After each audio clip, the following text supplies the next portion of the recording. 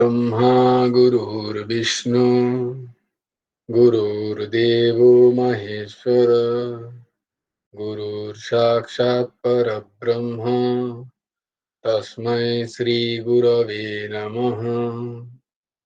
कृष्णाय वासुदेवाय हरये परमात्मने प्रणतः क्लेशनाशाय गोविन्दाय नमो नमः। वसुदेवं सुतं देवं कंसचाणूरमर्दनं देवकी परमानन्दं कृष्णं वन्दे जगद्गुरुम्। নবকুমার চতুষ্পটির আরেকটি অধ্যায়ে তোমাদের সকলকে স্বাগত। আমরা যেগুলো কণ্ঠস্থ করছিলাম আজকে দুটো নতুন শ্লোক,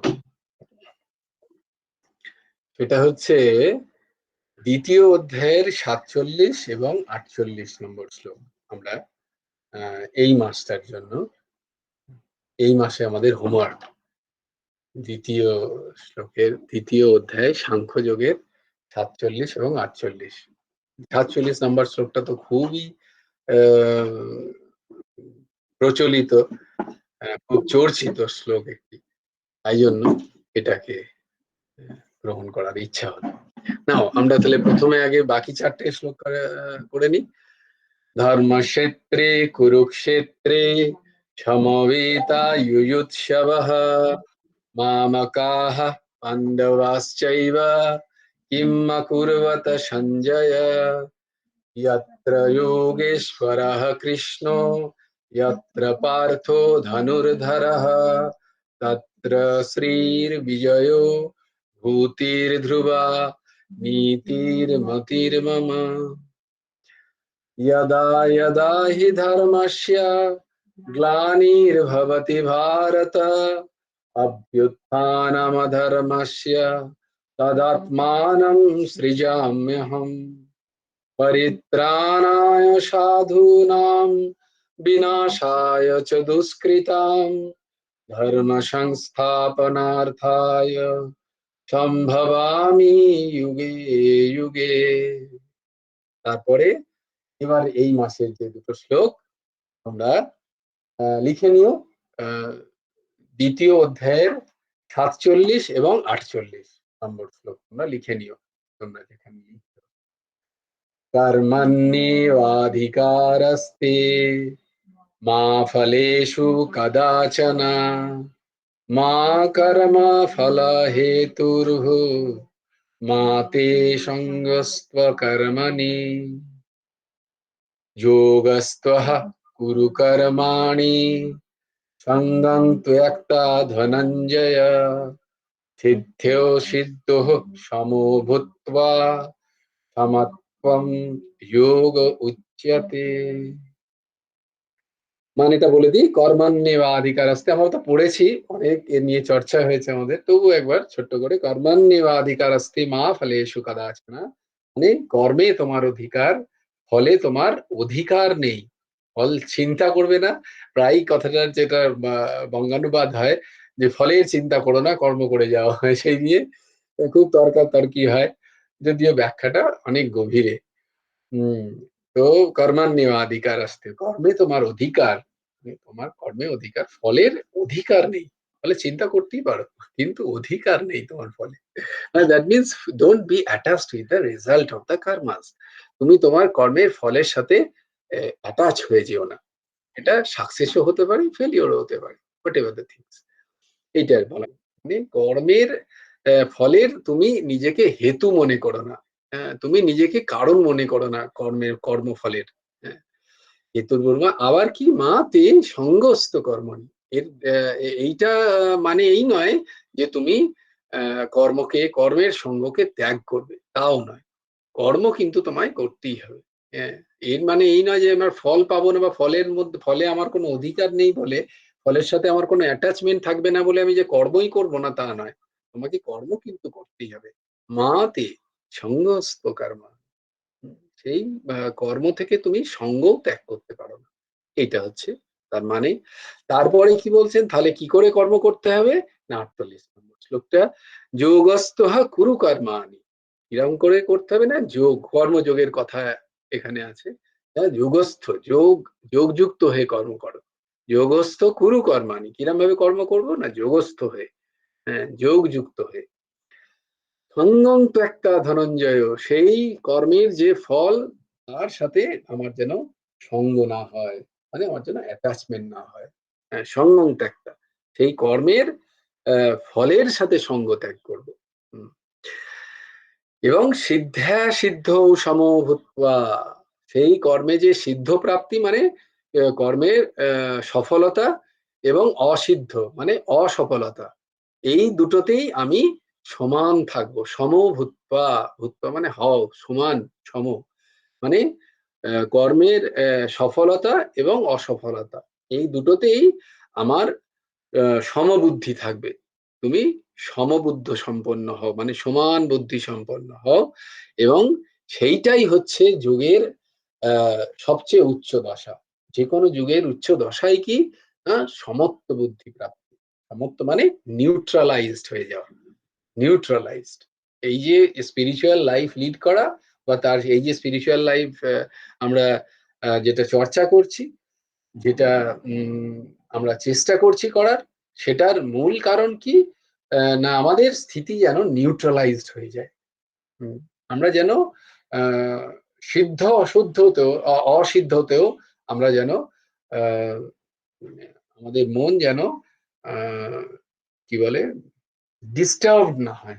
Our mind shouldn't be disturbed whenever there is a uh, whenever there is a failure, or whenever there is a success in our uh, duties. See, the word which I am using, very little, I am not using the word. It is duty. You have to do. It's not the mere work. It's duty. That means you should do and you have to do. But whenever you are, তুমি যখন কর্তব্য, সমস্ত কিছু কর্তব্য, তোমার প্রারব্ধ অনুযায়ী তুমি যে সমস্ত কর্তব্য পেয়েছো, এ নিয়ে আমরা বিশাল চর্চা করেছি, তাই না? যদি তোমাদের একটুখানি মাথায় থাকে। আহ, তোমাদের নয়, মানে আমি আমার চেষ্টা করছি যে আমার মাথায় আছে কিনা সেটাকে আমি আমার নিজের আহ, কপালে নিয়ে আসার চেষ্টা করছি আর কি, মানে রম থেকে র্যামে নিয়ে আসার চেষ্টা করছি, রিড অনলি মেমোরি থেকে রিড অ্যাক্সেস, র্যান্ডাম অ্যাক্সেস মেমোরিতে আনার চেষ্টা করছি।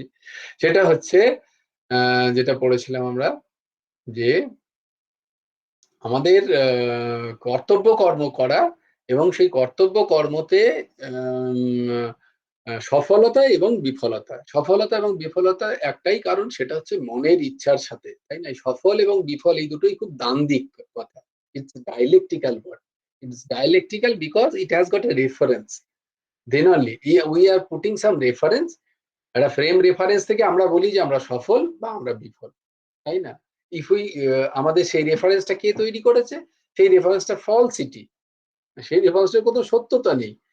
আমাদের মন, আমাদের সমাজ, আমরাই তৈরি করেছি সেই রেফারেন্সটাকে, যে সেইখানে আমরা সফল বিফলকে বা বিফলতাকে জাজ করি আমাদের কর্তব্য কর্মে।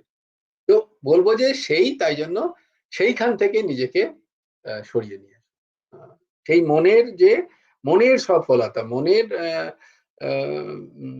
কি বলো, মনের প্রতিকূলতায় কাজ কাজ হলে বা ফল পেলে আমরা সেটাকে বলি বিফলতা। আর মনের অনুকূলতায় কাজ পেলে বা মনের অনুকূলে কোনো যদি আমরা আমাদের কাজ হয়, সেটাকে আমরা সফলতা বলি। তো এটা মন, মন নিজেই তো ডিজলভিং একটা ইন্দ্রিয়, তাই না?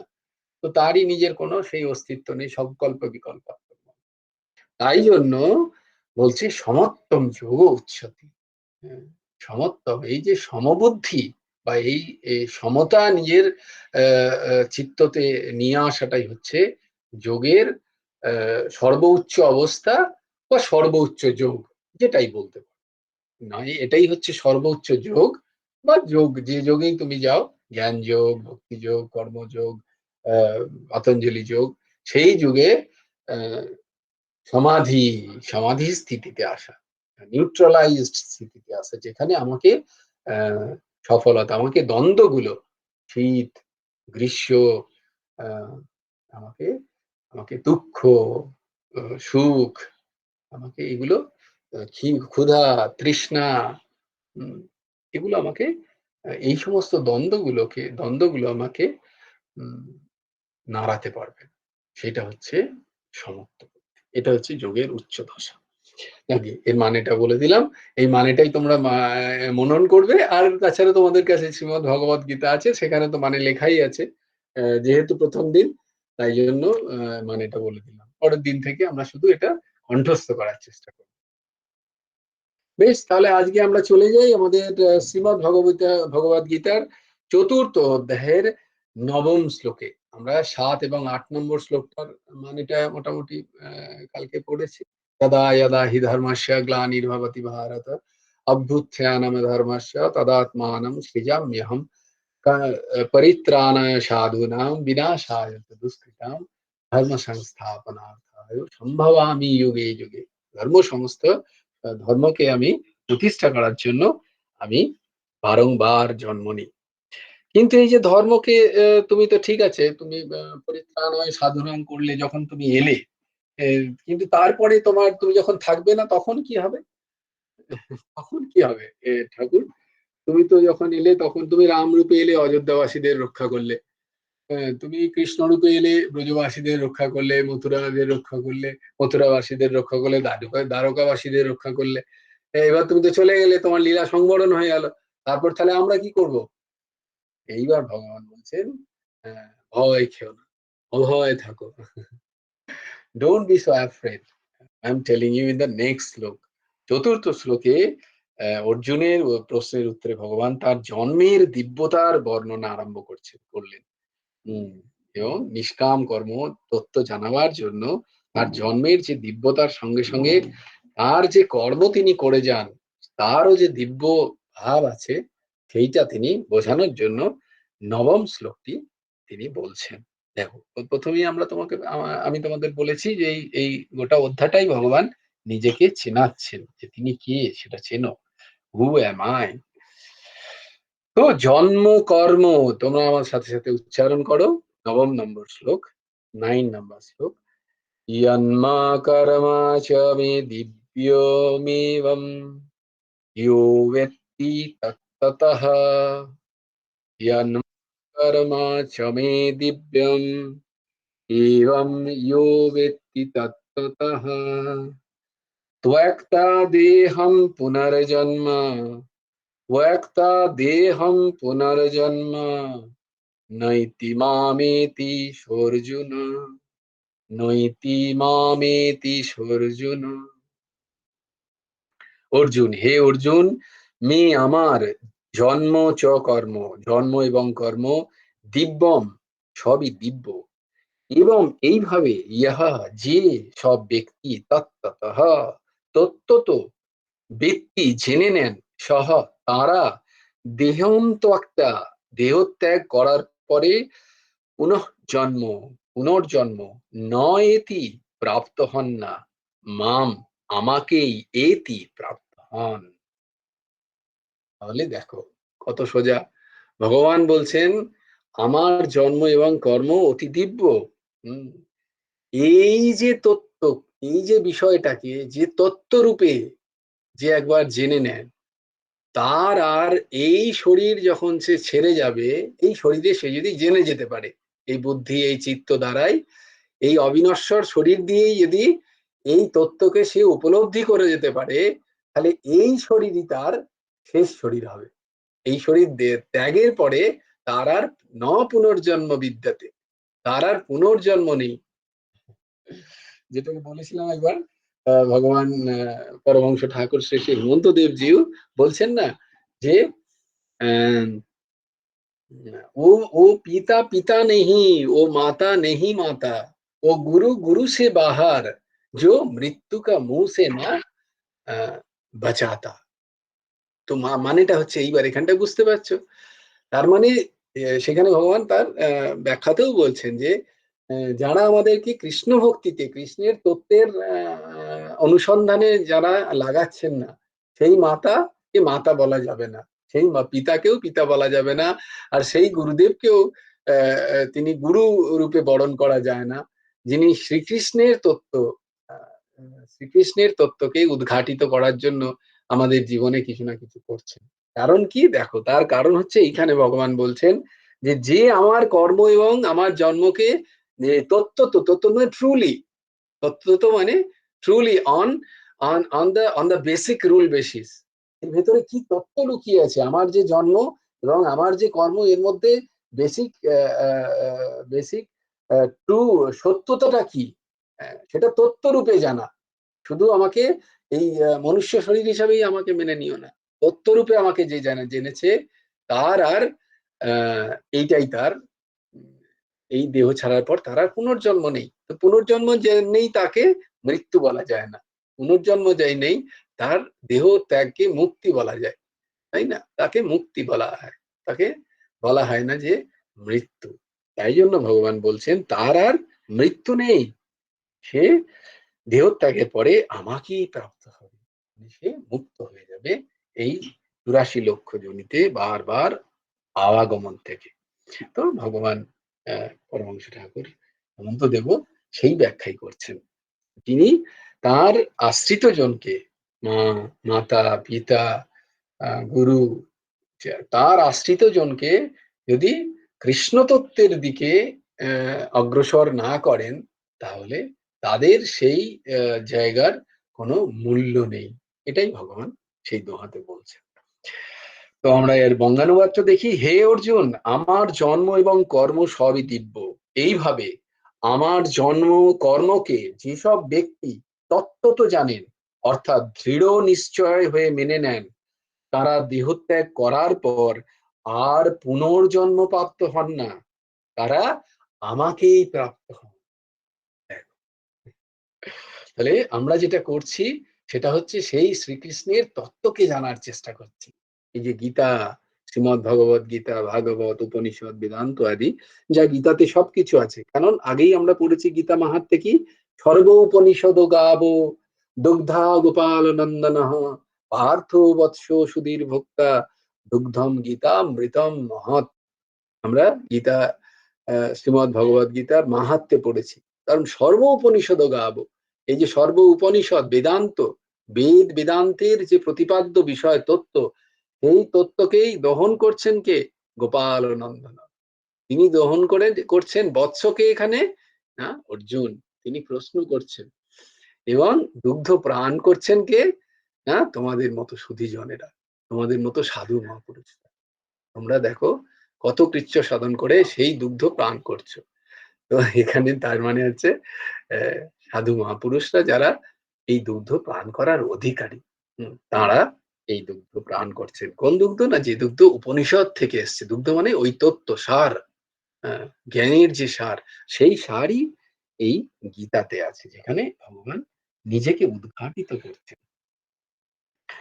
ভগবানের জন্ম মৃত্যু থেকে সর্বতভাবে তিনি অতীত, অজ এবং অবিনাশী। তাকে অজ অব্যয়ম দেখলাম না, দিব্যম অজ অব্যয়ম। আমরা এর আগে এই শ্লোকেই আমরা ভগবানের অজ, অব্যয়, অবিনাশী এই ধরনের তার বিশেষণগুলো তার সম্বন্ধে আমরা পেয়েছি।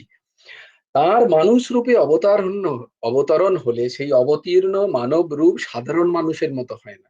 তিনি কৃপাবশে শুধুমাত্র জীব সকলের হিতার্থে স্বাধীনভাবে মনুষ্যাদির রূপে জন্মগ্রহণের লীলা করে থাকেন।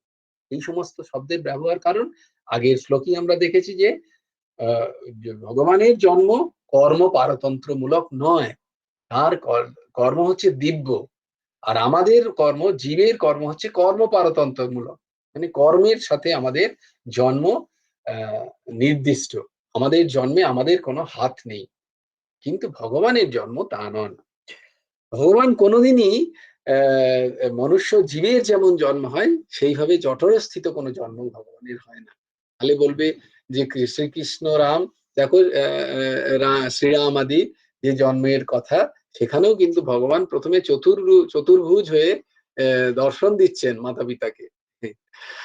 দর্শন দিয়ে সেই মাতা যখন তাকে অনুনয় করছেন, হে প্রভু, আপনার এই চতুর্ভুজ রূপ সংবরণ করুন, আপনি শিশু সুলভ লীলা শুরু করুন, তখন ভগবান সেই প্রার্থনা মেনে তিনি তার শিশু লীলা শুরু করছেন। এটা আমরা রামচরিতমানসও পাই।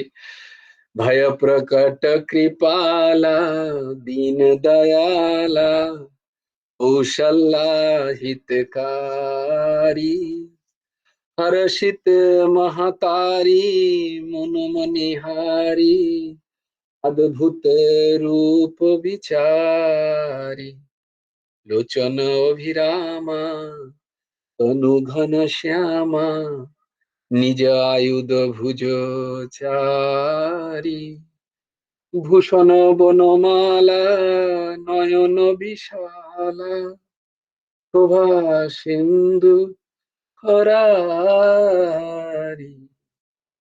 মাতা পুনি বলি সৌমতি, ডলি তজহু তাত ইহ রূপা, কি যেই শিশু শিলে, কি যেই শিশু লীলা, অতি প্রিয় শিলা, ইয়ে সুখ परम अनुपा, শুনি বচন সুজানা, শুনি বচন সুজানা।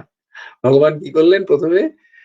চতুর্ভুজ রূপে দর্শন দিয়ে যখন মাতা বললেন যে, হে প্রভু, এই চতুর্ভুজ রূপ ধারণ তুমি সংবরণ করো, তুমি তো এখানে আমার পুত্র রূপে এসেছো এবং সেখানে লীলা করতে হবে।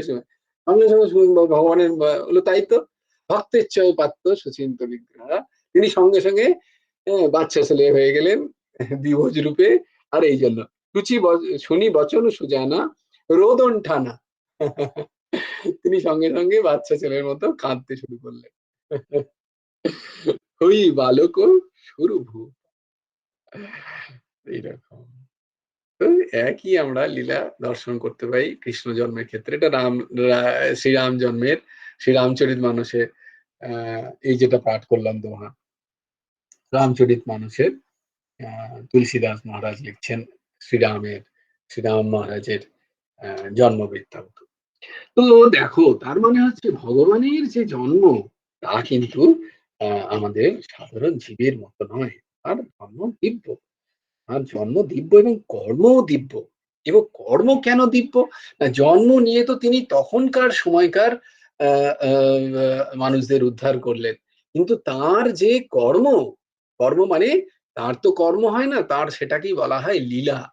তার কর্মটাকেই বলা হয় লীলা, কারণ তার কর্মটাও হচ্ছে তার ইচ্ছাকৃত। আমরা যেমন কর্মের অনেক না চাইতেও আমরা প্রারব্ধ কর্মের অধীন কিছু ইচ্ছা স্বতন্ত্র আছে আমাদের, কিন্তু ভগবানের সবটাই ইচ্ছা স্বতন্ত্র, তিনি যেমন ইচ্ছা করবেন তেমন হবে। যোগমায়াকে খালি ডাইরেকশনের সুযোগ দিয়েছে, এইটুকুই যা। তো ভগবানের এই যে কর্ম, এই কর্ম দিব্য, এই কর্ম কিন্তু লীলা, যেটা লীলা হয়, এই লীলা কাহানি কিন্তু যুগ যুগ ধরে বর্তমান। এবং এই লীলা কাহিনী শোনা, পড়া, স্মরণ করা ইত্যাদিতেও জীবের অন্তঃকরণ নির্মল হয়। ভগবানের যে এই দিব্য কর্ম, যেটাকে লীলা বলা হয়, ভগবানের লীলা যদি আমরা শ্রবণ করি, আমরা আমরা সাধ্যায় করি, পড়ি, এবং আমরা যদি স্মরণ করি, তাহলেও কিন্তু আমাদের অন্তঃকরণ নির্মল হয়, পবিত্র হয়ে ওঠে, এবং আমাদের অজ্ঞানতা দূর হয়, এবং যেখানে আমরা আমাদের হৃদয়ে সেই ভগবান যে বর্তমান, তাকে সেই তত্ত্বজ্জ্বলা বুদ্ধিরূপী ভগবৎ স্বরূপকে আমরা দর্শন করতে পারি তাঁর এই লীলা কাহানি শ্রবণ করে। সুতরাং তার লীলা পাঠে, শ্রবণে, মনন চিন্তনে স্বাভাবিকভাবেই সেই উদ্দেশ্য সিদ্ধ হয়। কি উদ্দেশ্য?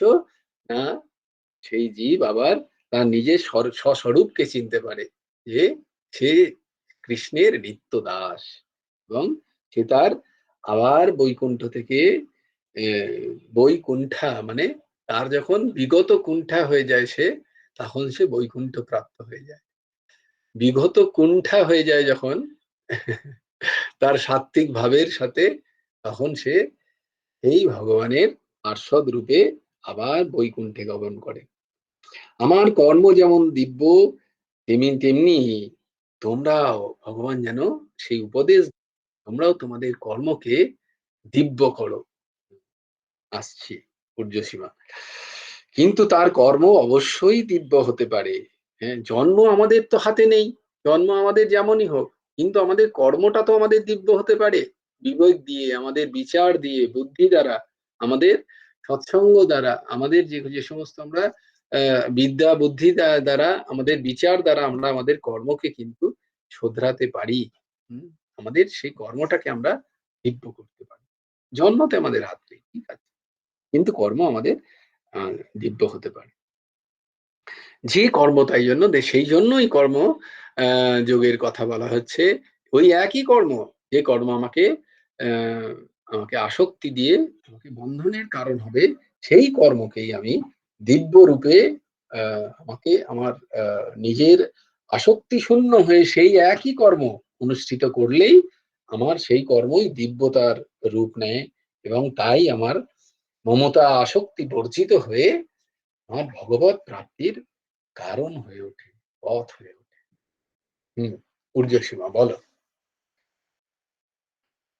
জয় গুরু। কুণ্ঠা মানে কি? কুণ্ঠা মানে হচ্ছে একটা বাঁধ। সবসময় যেন কুণ্ঠা বোধ হয় না? আমরা কি করি, আ ভগবানকে সাথে আমাদের মধ্যে একটা আম তফাৎ রাখি সবসময়। যে না, বাকি কাজগুলো তোমাদের এটা আগেও বুঝিয়েছি যে কর্মযোগ কি, আমি বাকি কাজটা মনে করি এটা আমার কাজ, লৌকিক কাজ। আর স্পিরিচুয়ালিটি, ভগবান সেবা, ভগবানকে ভজনা করা, এগুলো একটা আলাদা কাজ। এটা স্যাক্রেড। আর এইগুলো কাজগুলো ঠিক নয়। এই কাজগুলো হচ্ছে বন্ধনের কাজ। No, this is not the spirituality. As I told you very clearly, humanitization of spirituality and spiritualization of humanity. Whatever you are thinking that you are doing a job as a human, make that spiritualize that job. সেইটাই হবে তোমার ভগবানের সাথে খুনটাহীন মেলা। তুমি যে কাজটাই করছো সেটা ভগবানের কাজ নয় কেন? এটাই হচ্ছে spirituality. Spirituality is nothing but, তোমাকে স্পিরিচুয়ালিটির জন্য বিশাল কিছু করতে হবে না। যে কাজই তুমি পেয়েছো কর্ম সম্বন্ধে, সেটা হয়তো অত্যন্ত তোমার যে কাজ পেয়েছো, কিন্তু বারবার বলছি, নিজে ওই ইচ্ছা করে নয়।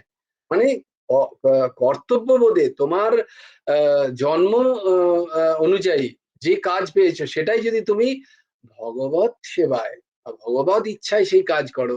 কারণ এখানেই আমরা দেখতে পাই যে উম ওই কৌশিক মুনির কথায় দেখতে পাই না যে তাকে দিব্য জ্ঞানের জন্য এক তো সংসারী যিনি সেই মাতা, তিনি বলছেন আমি কিন্তু ওই কাক নই যে তুমি আমাকে পুড়িয়ে দিতে পারবে তোমার মন্ত্র দিয়ে।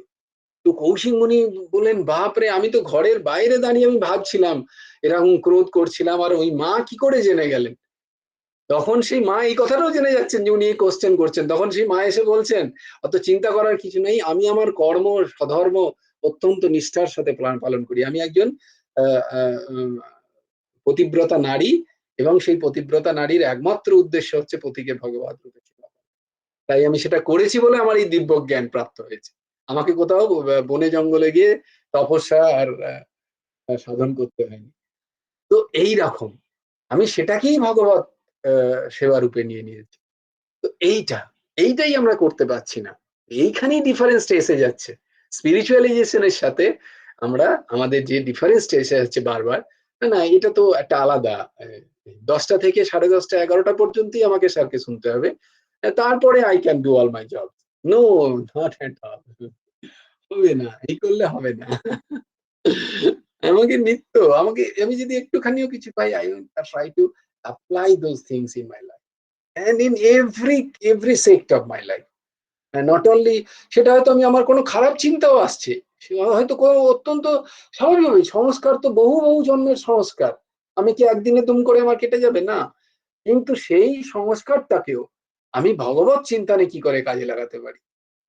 অত্যন্ত ঘৃণ্য চিন্তনকেও আমি ভগবৎ চরণে অর্পণ করে দিই। আমি সেটাকে কুণ্ঠা বোধ করছি না, না, এটা কি ভগবানকে দেখাবো, এটা কি গুরুদেবকে দেখালে তিনি কি ভাববেন, আমাকে বা এটা যদি স্যারের কাছে প্রকাশ পেয়ে যায় উনি কি ভাববেন আমার সম্বন্ধে, এরম যদি আমি ভাবতে থাকি, তাহলে কিন্তু মুশকিল। ওই আমি আলাদা করে রাখছি, এটাকে বলে কুণ্ঠাবোধ। কিন্তু যাকে আমি আমার জীবনের সর্বস্ব মনে করেছি, তাকে আমি আমার যদি পুরো আমার ভেতরের চাবিকাঠিটা দিয়ে দিই, দিয়ে বলে দিই তুমি আমার সমস্ত বন্ধ দরজাগুলো খুলে দেখে নাও, এবং সেখানে আমি পূর্ণ তোমার কাছে উন্মুক্ত, এবং তুমি আমাকে নির্মল করো প্রভু। হুম, আমার ক্ষমতা নেই, তুমি করে দাও এবারে। তাহলে ভগবান will try to do his job. হ্যাঁ, এটাই হচ্ছে শরণাগতির জায়গা। In every sector of life. তুমি তাকে দেখতে পাবে। You can this is not, এটা প্রবচন নয়। এটা it's not a প্রবচন। এটা you can feel it in your life. You just try it and you will feel it. এটাই বলে বৈকুণ্ঠ। হ্যাঁ, যখন ভগবানের সাথে আর কোনো কুণ্ঠা নেই। আমি যা করছি ভগবান তুমি তো জানছো। আমি তো তোমাকে দিয়ে দিয়েছি সব চাবিকাঠি। আমি তো বলছি না যে এই চিন্তাটা আমার আর ওই চিন্তাটা তোমার। ভালো চিন্তাটা তোমার জন্য, খারাপ চিন্তাটা আমার জন্য না, আমি বলছি না তা। খারাপ চিন্তাও তুমিই তো দিচ্ছি। এই ভাব যখন আস্তে এই স্থিতিতে আসবে, তখন দেখবে হ্যাঁ, তখন সেটা হবে আমাদের spiritualization of humanity. Everywhere we find the spiritualization. তখন আমরা এইগুলো তখন আস্তে এমনি দিব্য হয়ে যায়। দেখবে। তখন আর তোমার মধ্যে তুমি ভাবলেও, ভাবনার চেষ্টা করলেও and this is not my word. এটা তুমি যখন অত্যন্ত খারাপ চিন্তা ভাবার চেষ্টা করলেও দেখবে খারাপ চিন্তা আসছে না। কি এক অদ্ভুত জিনিস। কারণ ভগবান যখন এরা মূল থেকে আমূল তখন তিনি সেটাকে পরিষ্কার করে দিয়েছেন। কিন্তু যদি তুমি নিজের কোণঠা নিয়ে সেটাকে যদি নিজের করে রেখে দাও, তাহলে কিন্তু মাঝে মাঝেই সে ওই মনে হবে কখনো জপ সাধন করছি বা যখন সৎসঙ্গ করছি, ভালো কথা শুনছি, তখন ওটা ওই শুকিয়ে গেছে গ্রীষ্মের ঘাসের মতো। আবার যখন কোনো না কোনো সংসর্গে কোনো না কোনো ভাবে সেটা একটু জল পেল, ব্যাস সঙ্গে সঙ্গে ফুলে ফেঁপে উঠবে। কিন্তু যে মূল থেকে যার উৎপাটন হয়, তাকে যে কেউ যত খুশি জল দিক না কেন, সে আর কিন্তু তখন তার মনে মনে সে হাসবে। তাকে জল দিয়েছে সে বুঝতে পারবে যে সংসার আমাকে জল দিচ্ছে, মায়া এসে আমাকে জল দেওয়ার চেষ্টা করছে আমার এই অসৎ বৃত্তিগুলোতে। সে তখন হাসবে। আর নয়, এবার আমি চিনতে পেরে গেছি। এই ভাব, এই ভাব আস্তে হবে, তোমাদের হবে। So that is called spiritualization of humanity. And you will find that you are in the same life, whatever you are doing, you will find a bliss. তুমি একটা আনন্দ পাবে সবসময় যে না আমাকে কেউ পরাস্ত করতে। বেশ, তাহলে আমরা আজকে এখানেই সমাপ্ত করি, শান্তির পর্যায়ে যাই। আমার গৌর হরি কোথায়? গৌর হরি, গৌর হরি, গৌর হরি। গৌর হরি কোথায়? শুয়ে পড়লে গৌর হরি? না না, ও শোয়নি। ও এখন বারান্দায় দাঁড়িয়ে আছে, ওর বাবা বাইরে গেছে দিয়ে ও বারান্দায় দাঁড়িয়ে আছে। না না, তাই বারান্দা। বেশ বেশ। চলো আমরা নাম করে ভাই, চলো হাত জোর করো, বলো হাত জোর করো সবাই।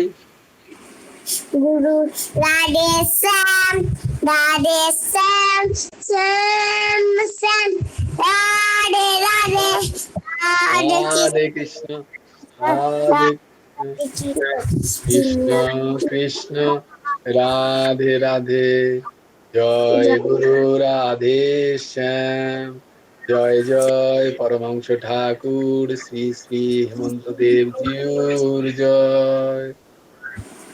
আপন আপন গুরু ভগবানের জয়। জয় গুরু রাধে শ্যাম, শ্রী হেমন্ত দেবার্পণমস্তু। ওম তৎসৎ। ওম হরি ওম। হ্যাঁ বলো। আচ্ছা যাও। হ্যাঁ যখন আসছে বারান্দায় গিয়ে দেখো বাবা কোথায় গেল। হ্যাঁ, জলপাইগুড়ি শুনুন। হ্যাঁ জরুর রাধে শ্যাম, বল বাবা। খাওয়া হয়নি করলে, কিন্তু হুম আজকে গুরুদেবের বইয়েতে ভক্তি সুধায় পড়ছিলাম মহাপ্রভু আর আনন্দ সংবাদ।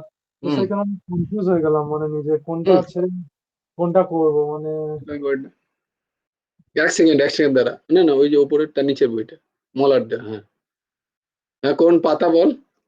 আচ্ছা যারা যারা তোমরা তোমরা যারা যারা লিফট করতে চাও প্লিজ, যারা যারা থাকতে চাও তারা তো মোস্ট ওয়েলকাম।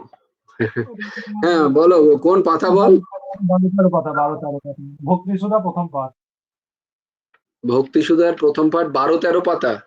হ্যাঁ হ্যাঁ। ওইখানে তো মহাপ্রভু অনেক কিছু বলছেন, মানে বিভিন্ন ধাপের কথা দাঁড়াও বলছেন। দাঁড়াও, আমি চলে যাই পাতাটাতে আগে। হ্যাঁ, 13 পাতায় ভক্তিযোগে অধিকারী নিরূপণ। ভক্তি তোমার ভক্তি সুধা গ্রন্থের, যেটা তোমার ও, ভক্তি ভাগীরথীর ধারা নয়, ভক্তি সুধা। ভক্তি সুধা ও না, তামিলনাড়ু, তাহলে আমাকে তো খুঁজতে হবে, না যাই না। হ্যাঁ বলো, তাহলে তুমি একটু বলো যেখানে বলো। রায় রামকৃষ্ণ সংবাদে মহাপ্রভু অনেকগুলো এক একটা ধাপের কথা বলছেন, মহাপ্রভু হুম আর রায় রামকৃষ্ণ। হুম হুম। এখানে এই জায়গায় আমাদের কোনটা করা উচিত, মানে সবগুলো তো মানে সম্ভব নয়। মহাপ্রভু অনেক কিছুই বলছেন, একটার পর একটা স্টেপে গুরুদেবও সেই জিনিসটাকে নিয়েছেন। হুম মানে আমাদের সাধনাতে মানে আমাদের ভাবনা কেমন হওয়া উচিত, ইয়ে কেমন হুম হওয়া উচিত হুম হুম। আর কি, মানে এই ছিল আর কি। হ্যাঁ দেখো, মহাপ্রভুর যে জায়গাটা নিয়েছেন, গুরুদেবও কিন্তু সেই জায়গায় নিয়েছেন, কারণ ভক্তি মার্গের সেটাই হচ্ছে পরম প্রাপ্তি। পরম প্রাপ্তি মানে আমাদের ইচ্ছা হওয়া উচিত সেইখানেই আমাদের, আহ সেটাই আমাদের প্রাপ্য ভক্তি মার্গে। কোনটা প্রাপ্য? আহ ভগবানের প্রতি আহ প্রেম।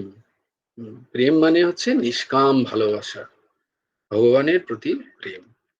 এইটা হচ্ছে আমাদের প্রাপ্য।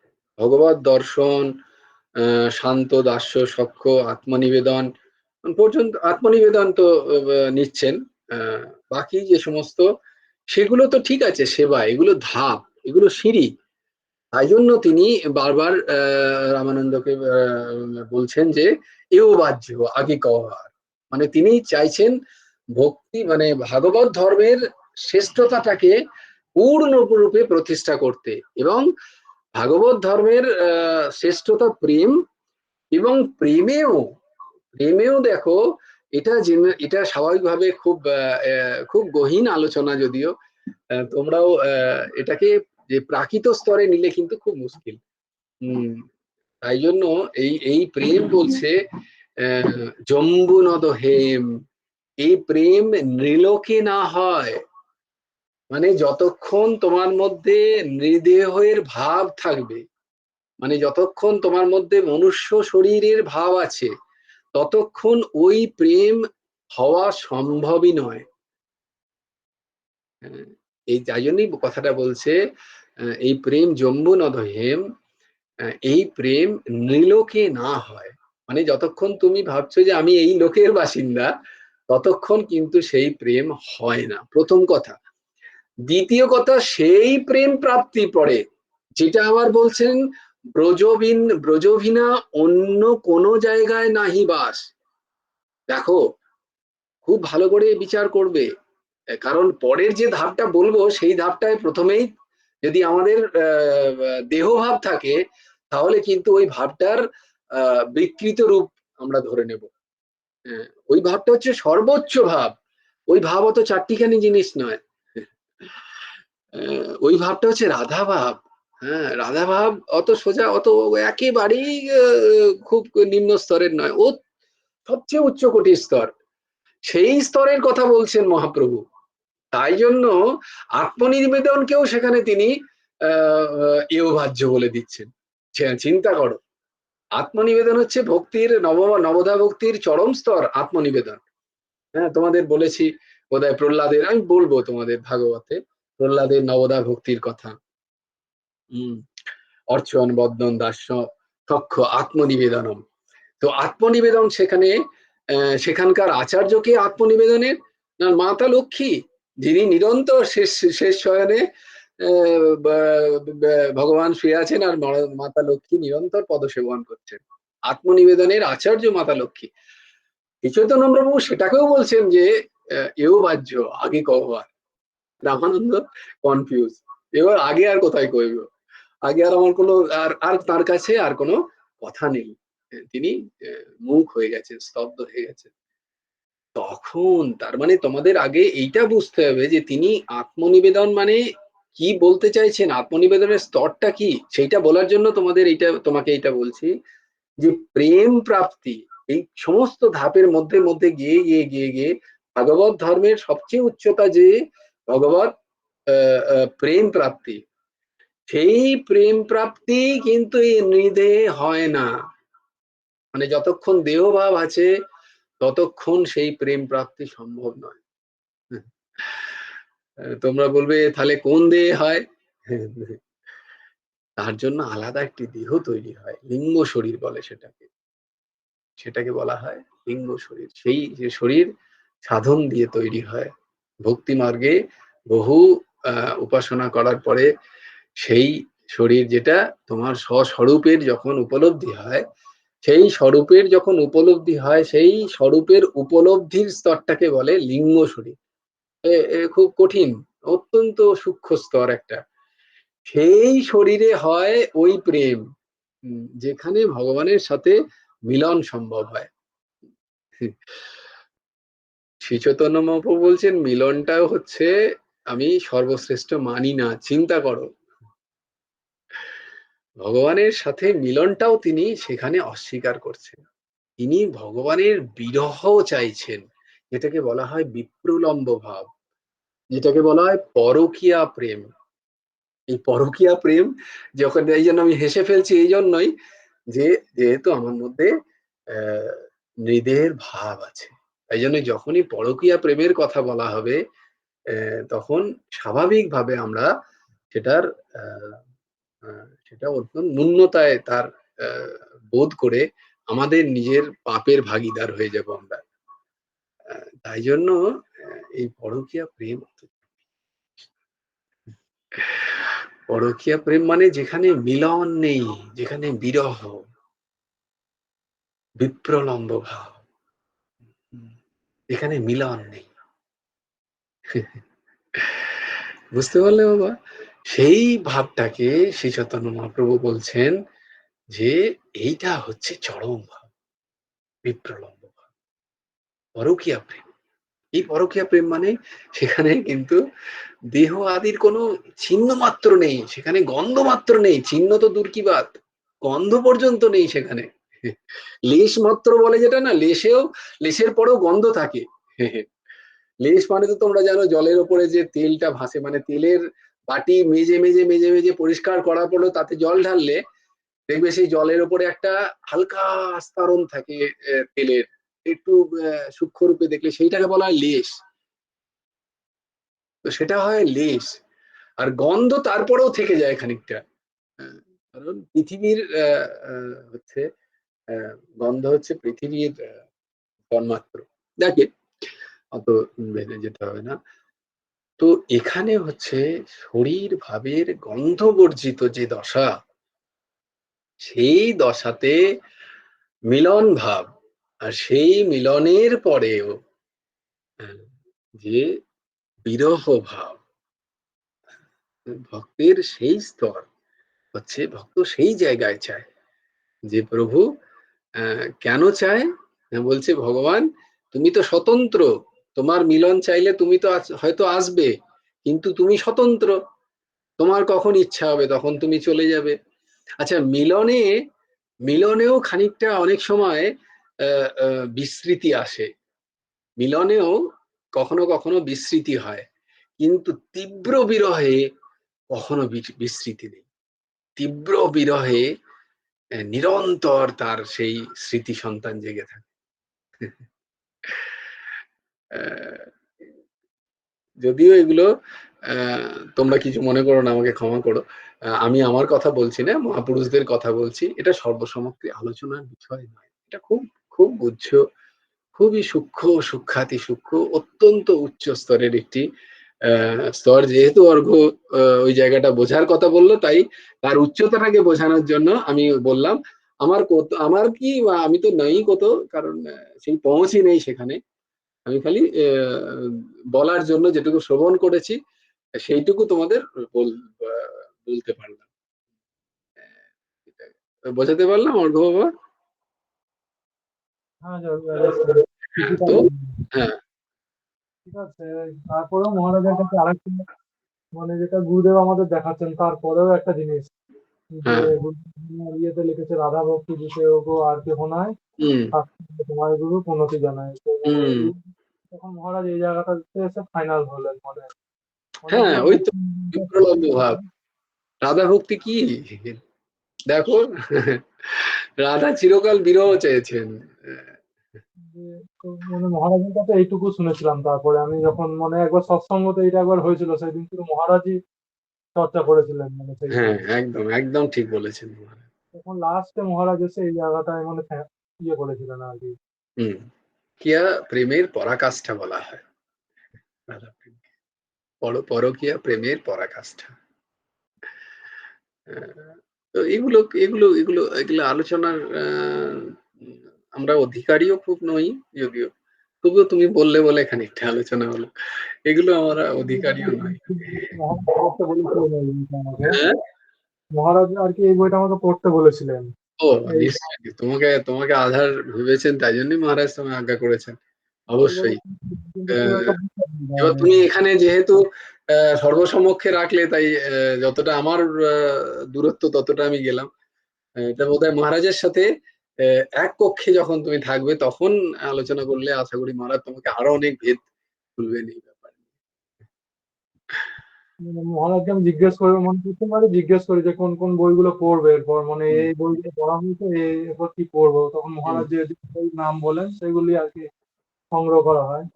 বাহ, মহারাজ বলেন যে, এই বইটা একবার পড়তে হবে ভক্তি সুধা। নিশ্চয় নিশ্চয় নিশ্চয়। বেশ। কিন্তু আচ্ছা, ভুলে তুমি গেলাম। তুমি ওদেরকে দিয়েছো বই, ঊর্বশী পিয়ালি ওদেরকে?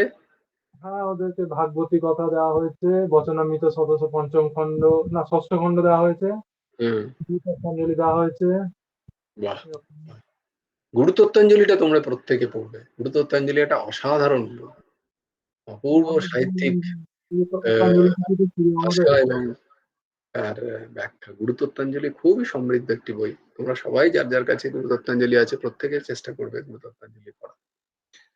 খুব সুন্দর বইগুলো মহারাজ তোমাদের জন্য মহারাজ চয়ন করে দিয়েছেন। You are all lucky, you are all very very lucky. বেশ, তোমরা আর যদি কোনো অসুবিধা হয়। বুঝতে সেরকম পারছি না, তবু পড়ে যাচ্ছি যেহেতু মহারাজ বলেছেন আর কি। হ্যাঁ, তো বুঝি না বুঝি কিন্তু আনন্দ একটা পাচ্ছি, জানো তো। কিছু হয়তো আনন্দ বুঝতে পারছি পাচ্ছে। না, মাথায় ঢুকছে না হয়তো কিছুই, কিন্তু একটা হুম। আনন্দ পাচ্ছি এই বইটা পড়ে। আচ্ছা, তাহলে দেখি দুজনের মাথায় যদি কাজে লাগে তাহলে হয় না, একটা মাথায় যদি না ঢোকে তুমি মাঝে মাঝে আমাকে বলো তোমার জায়গাগুলো কোথায় মাথাটা ঢুকছে না, মানে মাথায় ঢুকছে না। সেটা আমরা দুজনে আগে মাথা ঢোকানোর চেষ্টা করব। যদি আমাদের দুজনের মাথায় না ঢোকে তখন মহারাজের মাথার আশ্রয় নেব। বেশ, তো একটা তুমি আনন্দ বলো পাচ্ছি। এরকম এরকম যে জায়গাগুলো, আহ, অবশ্যই বলবে। এটা মানে মহারাজ বলেছিলেন যে এই বইটা পড়ে যা, বুঝিস না বুঝিস কিন্তু হুম, একটা আনন্দ পাবি, বুঝতে পারবি। ভক্তি সুধা, না ভক্তি সুধা। হ্যাঁ হ্যাঁ, ভক্তি সুধা ঠিক আছে, 4টে দেখি ভাগ। আমার আমার কাছে আছে কিনা। আহ, না হলে তুমি একটা কাজ করতে পারো, তোমার যেখানটা মনে হচ্ছে যে এই জায়গাটা নিয়ে একটা আলোচনা হলে ভালো হয়, তুমি সেখানটা ফটো তুলে আমাকে পাঠিয়ে দাও।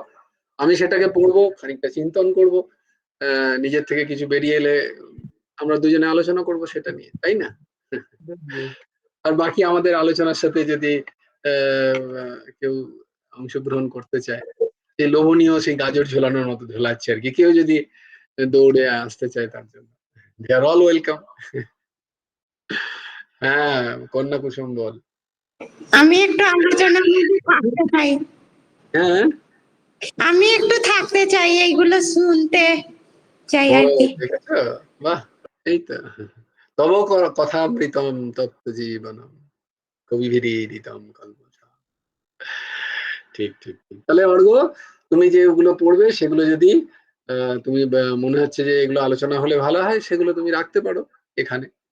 হ্যাঁ, এই সঙ্গের পরে রাখতে পারো, আমরা তাহলে এখানেই আলোচনা করতে পারি। যারা যারা থাকতে চায় তারা থাকবে, তারাও লাভবান হবে। বেশ বাবা, ভালো থেকো।